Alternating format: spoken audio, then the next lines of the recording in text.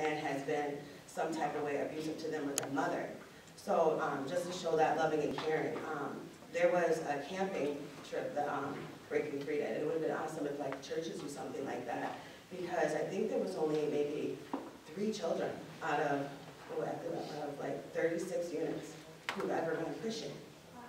And so it's like it's not a thing. So just opening to different activities, just to be one-on-one, especially interactions with our kids. It's a big one.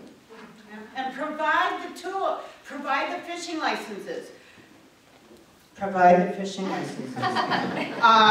Provide the poles, the bait, the boat, and take folks fishing. Teach them how to fish, teach them different hobbies. Not only that, what about being patrons of the art?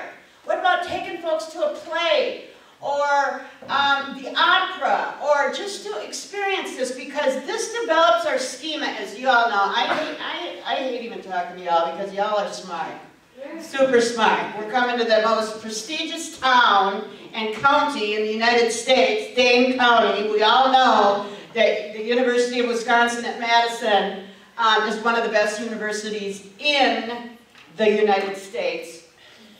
Yeah, but I still have a big grudge. Y'all beat the Gophers, and we're really ready to do something this year. But whatever. So these girls here are like, what is with this animal here? I said, well, that's called a badger, but we don't pay any attention to that. But no, kidding aside, you know you're good. But, yeah. Okay. I was going to suggest, like, if you're doing a street outreach, if you approach someone, to make sure you ask first, is it safe for me to speak with you? Yeah. Is it okay for me to talk with you? Because a lot of times the trafficker, if he's not very close around, there could be a bottom that's around or something, so just being mindful of that. And that's why we have these cards. So it doesn't say anything on here about prostitution. It says, what if there was a different, better way to live? There is. And keep in mind, when you're doing, really get trained before you send anyone out to do outreach. Because like Tony said, their pimp might be right around the corner. They might be watching them. And if they bring this home and it says prostitution on it, they could be beat up. So we want to keep them safe.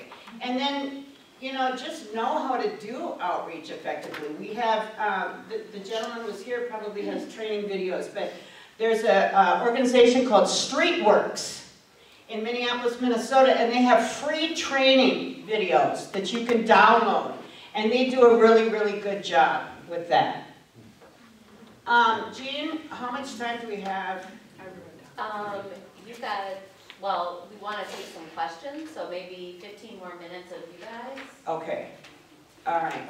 So I just want to get back to really quick this prevention that you can do in churches, because this is really big. When we talk about erectile dysfunction, we're talking about the increased, what the result is, what the outcomes are for increased viewing of pornography. We know that pornography, that pleasure center, is the same pleasure center that is used for cocaine, heroin, anything else. It's our frontal lobe that determines that pleasure. And just like with cocaine and heroin, we have to increase our dosage to make it effective. Same thing with pornography. More and more pornography, notching it up a bit. So let's say someone comes to, you know, you're married and your husband comes to you and says, yeah, I'd love for you to dress up in a banana suit and hang from the ceiling and peel your whatever. I don't know what crazy stuff goes on. Actually, I do, because every trap house I was in, there was pornography. And not only that, there was people having sex, and 50-50 whether anyone was dressed or not. So, I mean, it was constant. It was like living in Sodom and Gomorrah, for real, in these trap houses. So, let's say the woman doesn't want to dress up like a banana peel. So where do you suppose this guy's going to go? Yeah. So talk about that. Talk about the addiction. So we were doing a presentation at the University of Minnesota a couple of years ago, And the guy before us, the professor, was talking about erectile dysfunction, and I said, that would really help our cause a lot, if that was more prevalent. But, all kidding aside, those ads are not for 50 and 60-year-old men. They're for 20 to 40-year-old men. And it's because of the increase. It's because of Pornhub. It's because of the internet and the free and very accessible pornography that's out there. And it's growing and growing and growing exponentially. So talk about that. Talk about that in the churches. There's no better place to talk about that than in the churches. And then talk to your kids about it. When I go to, God, my kids hated this. When I go to their high school, I'd get in front of the boys and I'd say, well, do you want a good sex life? Anyone want a good sex life up in here? And my kids are like, I hate you. We talk about, well, first of all, I have to say it, and everyone's going to laugh and throw crap at me.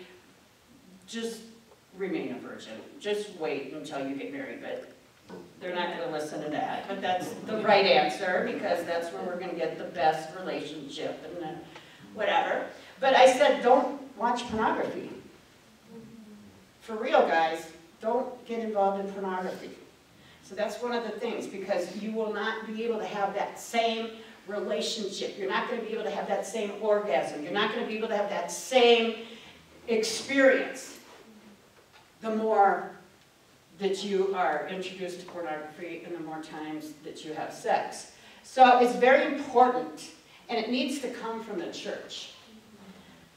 And then if you can get into schools, so even we weren't able to get into the public schools because, for whatever reason, in Minneapolis, St. Paul, but we could get into the Catholic schools.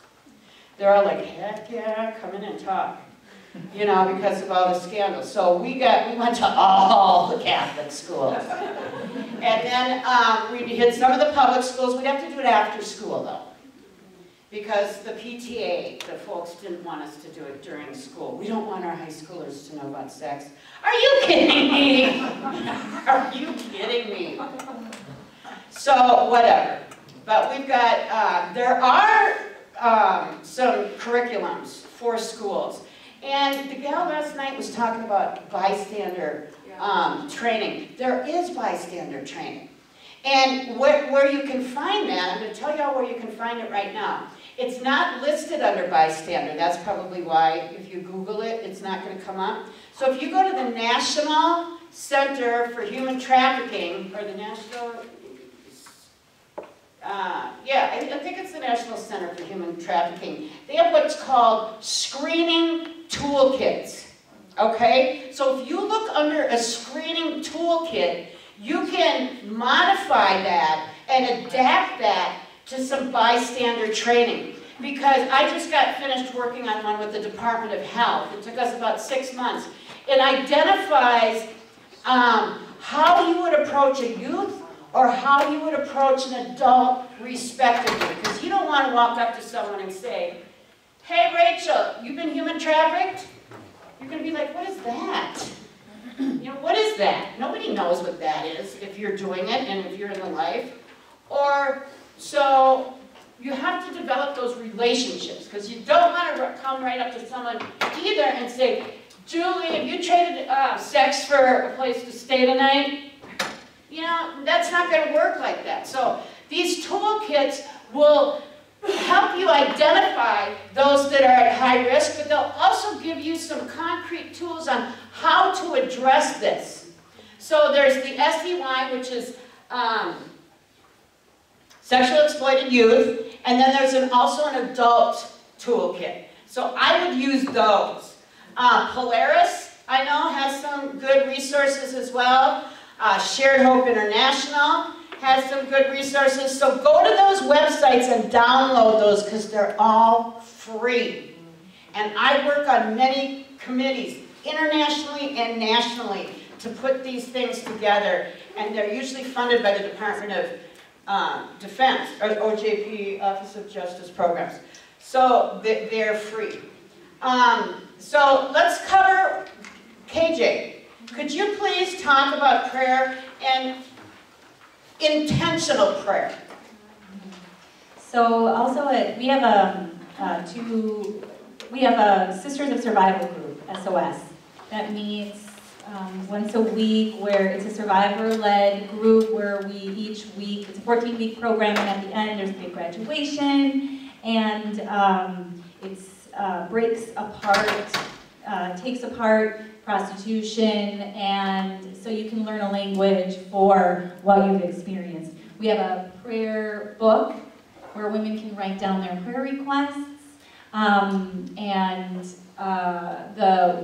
we have support from different church communities that will pray for the women's prayer requests. So first of all, we ask them for their prayer requests, so then we know what they want to pray for. At the graduation, we have a church community come in, and they have made these beautiful prayer shawls, and they'll, as part of their ceremony, they'll put it around the shoulders of the women, and the idea is she is clothed in strength and dignity, and the women love that. Sometimes we shy away from talking about Jesus because I think a lot of us assume like people might be offended by Jesus.